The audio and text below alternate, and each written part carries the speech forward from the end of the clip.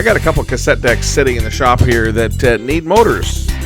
And, well, that's become a problem lately, trying to find motors that I can use. So I've been going into the used shops looking for cassette decks, and they're all overpriced. Most of these places are asking like $50, $60 for an old tape deck. Like they're on drugs.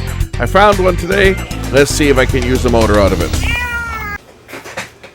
I picked up this little Sony CMT EH10 for a couple bucks at the local second-hand place, and there was actually another unit that was cheaper, and it was in a box with speakers. And when I walked up to the cash register, she ranged up the price for 3 items. I said, well, I don't want the speakers. Are they not included? No, they're separate. So I put that one back, and I grabbed this one because it didn't have speakers with it. Then I saw in the bin that they had speakers for it, priced at the same price as the unit, but I only grabbed the unit. And what I'm going to do on this one is I'm going to salvage some parts out of it. I've got a couple tape decks that could use a new motor, and I'm thinking I might be able to steal the motor out of this because the motor works. But before I do that, I figured I would just power this little unit up and see whether the other things on it work, like the tuner.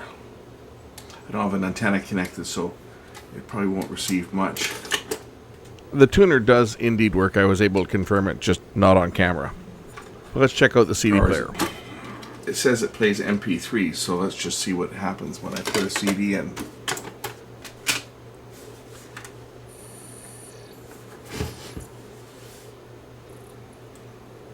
The display shows reading. It shows MP3 track number 1 in the root directory. Sounds like it's going to work as a MP3 CD player.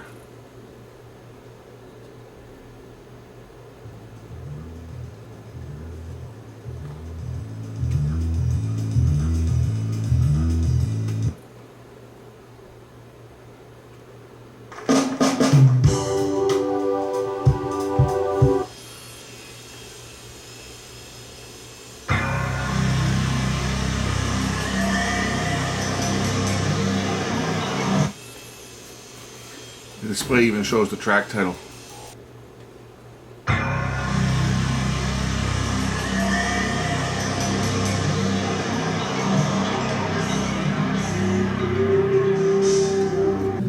I don't see any way to change this thing to play random. That's probably a feature only on the remote control. Now I do have a remote for a Ghetto Blaster version of this, so I wonder if it'll control this. I bet it will. Interesting. Anyway, okay, the CD player works. I don't care. All I care about is the motor gonna fit one of the machines that I need a motor for. So we've seen that part work. It plays MP3 CDs. Wow. Let's pull this piece of crap apart and remove the motor, and hopefully this is going to be the right motor for one of the tape decks that I have that requires a new motor.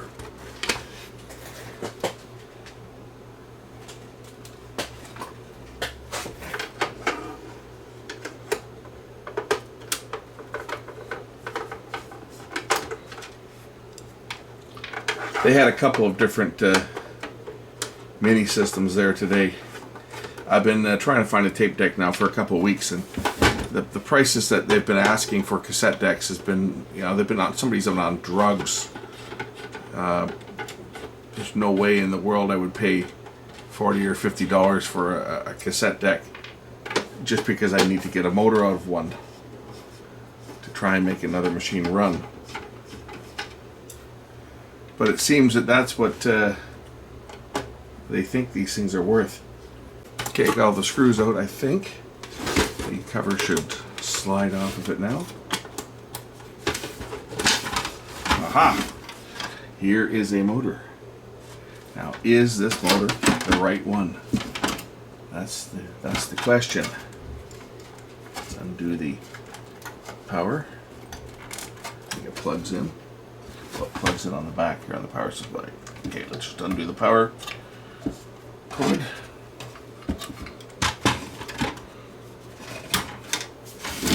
Alright, now I have this cheap little motor. Oh, damn, it's the wrong motor. It's a 9-volt motor. I need a 12-volt motor. Ah, man. Oh well. We'll harvest the motor out of this. Might be able to make it work. And just drop the voltage down with a resistor. But it's the right RPM. And it is counterclockwise, which is what I need. This motor might do the job, although I do have to reduce the voltage because the deck it's going in runs off of 12 volts. But I may be able to use this motor. Hopefully it's going to do the job.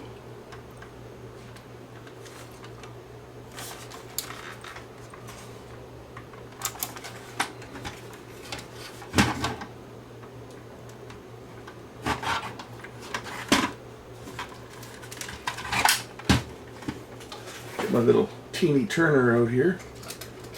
Where's my teeny turner? My teeny turner to take out this little screw.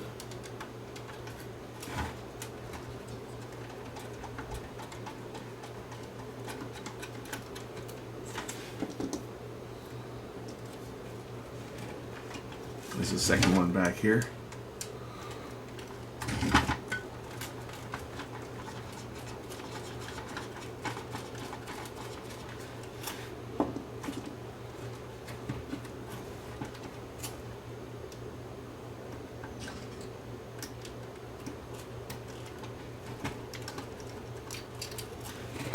I think that one's got to come out. Maybe not. Where's the screws that hold this thing in place? Oh, there's one more. I took one out that I didn't need to remove. That's actually the one that holds the cassette in place. We'll put that one back. Not that it matters, because once the motor is removed from this unit, it's not going to be usable as a cassette deck again. This is really cheap.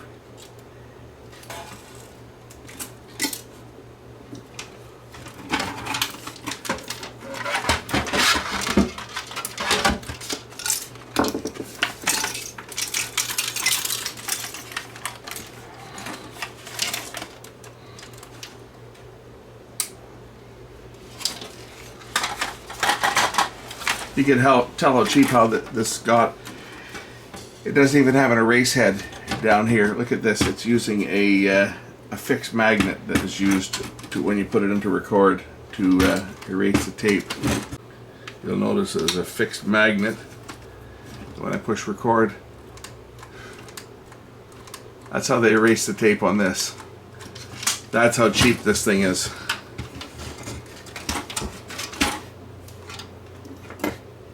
One more screw down here, and this should remove this motor.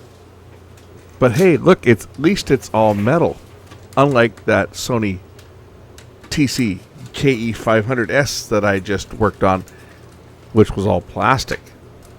And that was a high-end deck. This is as low grade as you can get, and it's a piece of metal. So there you go. Might as well harvest the belts. I'm sure I can use those for something.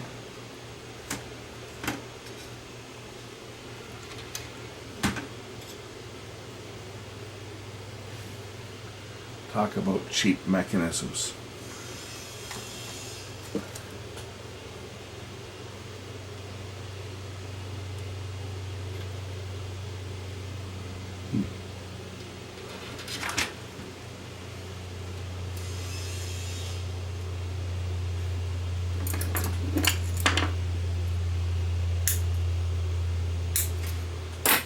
This one's got a KSS213C in it, so at least I've got an optical pickup that I may need down the road. I'm just going to put this thing back together and put it up on my parts shelf for future consideration.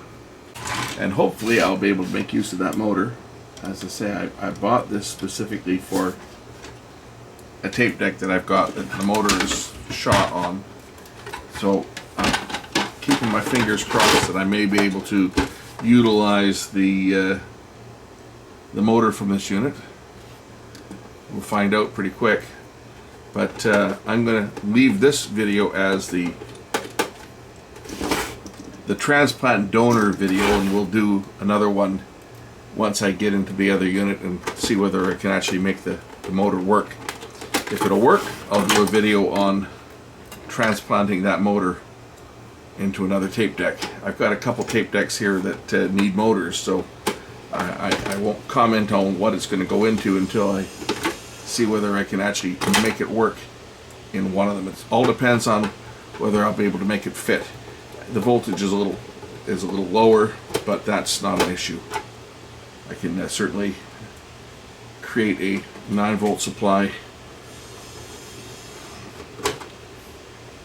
so that I can get the speed set correctly. Anyway, this one's back together. That's how you tear one of these things apart, to take a motor out of it. At the very least, I've got a couple parts that I could use for something else.